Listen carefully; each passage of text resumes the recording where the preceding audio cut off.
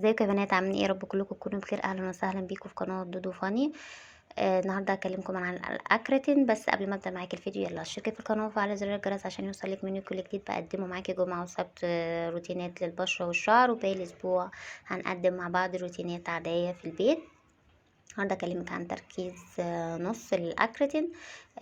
كريم حلو جدا، استخداماته كتير جدا. ومع بعض هنعرف دلوقتي في منه كام نوع وفي الفرق ما بينهم. الاكريتين التلات انواع، فيهم الريتينول وفيهم فيتامين الف. الاكريتين ربع للنضاره بس. الاكريتين النص للتجاعيد والتصبغات والهالات والمسام الواسعة وحل جميع مشاكل البشرة. الأكريتين سي للحبوب والتهابات البشرة بس. طبعا معاكم الأكريتين ده العبوات الجديدة لأن كان مش متوفر. ده الشكل الجديد، والتركيز دون تركيز نص. انا خلصت منه عبوة كاملة لمدة 3 شهور علشان اطلع اتكلم عنه. فعلا استخدمته بالطريقة الصح، خدت منه نتيجة حلوة جدا واداني نتيجة تحفة. عشان كده جبت عبوة تانية ووقفته شهر ورجعت تاني هستخدمه. فعايزة اقول لكم بقى تجربتي معاه واستخدامه ازاي. وحلو جدا يا بنات، ويلا حطيلي لايك بقى واشتركي في القناة عشان تعرفي استخدامه ازاي وحلو لايه وازاي تحلي مشاكل بشرتك. بصي يا بنات، اول حاجه عشان تهتمي ان انت تستخدمي الاكريتين، لازم تهتمي اول حاجه ان انت تكوني عندك كريم مرطب حلو جدا للبشره. اول حاجه لازم بعمل معاكي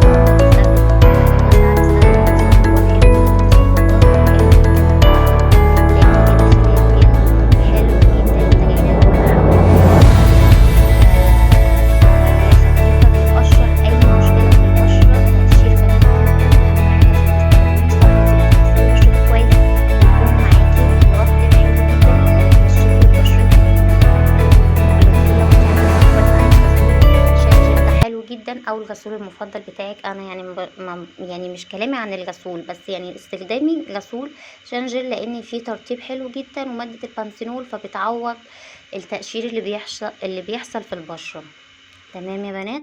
اول حاجه لازم تكوني معاكي ترطيب حلو زي البانسينول. البانسينول حلو جدا يا بنات في الترطيب، واحنا كده هنقشر خلايا الجلد، فلازم يكون معانا ترطيب حلو جدا. بنسلون معانا دون اللي هو الكريم.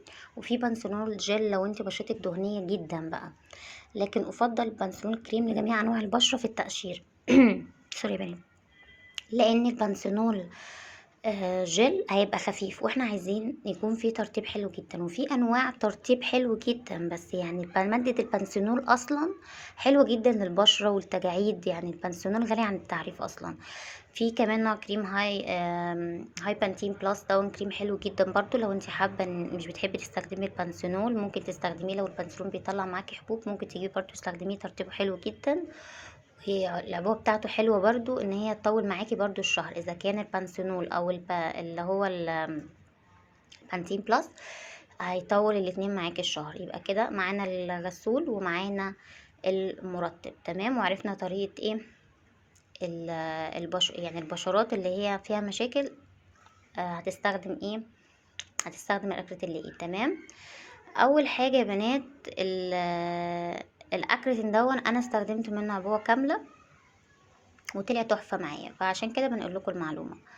هتستخدميه ازاي بقى؟ الاكريتين اهم حاجه تكوني غاسله بشرتك ومرطبه كويس زي ما احنا قلنا. هتبتدي ان انت ما يكونش في بشرتك اي حاجه ولا ميه ولا اي حاجه خالص، وتبتدي ان انت تهتمي بثلاث حاجات: ان انت يكون عندك مرطب، ويكون عندك صن بلوك حلو جدا، ونقلل الميك اب خالص ادام هنقشر بشرتنا. التقشير الصح للبشره يا بنات ان انتوا تبتدوا ان انتوا تحطوا كميه بسيطه جدا على البشره. اول حاجه كميه بسيطه جدا على البشره، ما بيتحطش حوالين العين خالص ولا حوالين الفم عندك خالص.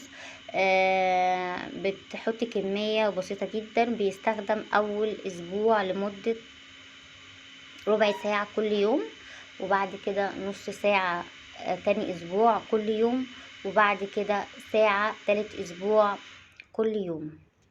هتروحي حطاه بعد ما تغسلي بشرتك، قبل ما يعني انت تغسلي بشرتك تحطي المرطب، تستخدمي الاكريتين، تغسلي بشرتك بعد ربع ساعة تحطي المرطب تاني، ولو هتدخلي المطبخ او هتنزلي تحطي الصن بلوك بتاعك. ده اهم حاجة في الاستخدام.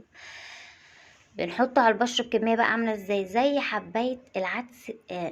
بصي حبايه البسله، مش هقولك حبايه العدس بتبقى صغيره، عارفه حبايه البسله الصغنونه دي كده، دي كف وشك كله، مش بالكميه يا بنات عشان ما نحرقش بشرتنا، ده بيقشر البشره، لازم تكون كميته بسيطه جدا جدا جدا يا بنات. هتروحي حطاه على بشرتك. وهنا كمان بيقولك ان انت تستخدميه ساعة بس، لما تاخد البشرة على التقشير، فتبتدي ان انت تستخدميه ساعة عادي، مفيش ايه مشكلة، يعني من تالت اسبوع او من رابع اسبوع. تمام. هنستخدمه بيقف او بيقف لمدة شهر، بعد استخدام 3 شهور وبنرجع له تاني، لان احنا ما ينفعش ان احنا نفضل نقشر خلايا الجلد باستمرار. تمام يا بنات. ما بنقعدش قدام اي اضاءة، ولا تلفزيون ولا موبايل ولا اضاءة النور ولا اي حاجة خالص، طول ما انت حطاها على وشك ما بتقعديش قدام اضاءة خالص. تمام كده.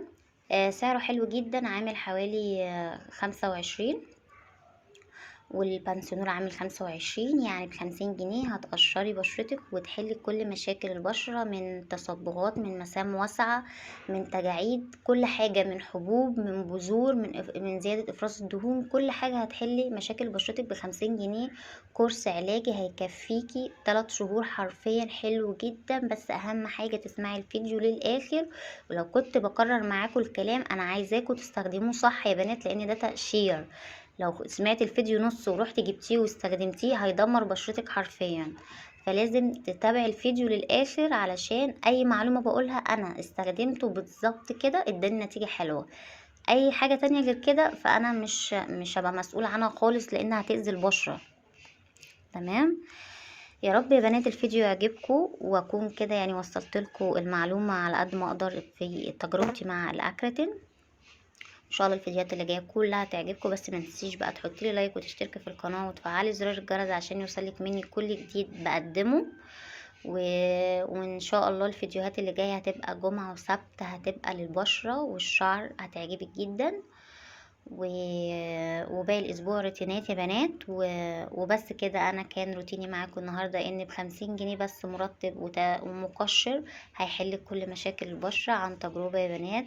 مع السلامه يا بنات، واشوفكم في فيديو جديد. وما تنسوش تحطوا لي لايك بقى وتشتركوا في القناه وتفعلوا زر الجرس عشان يوصلكم من جديد كل جديد يا بنات. ومع السلامه.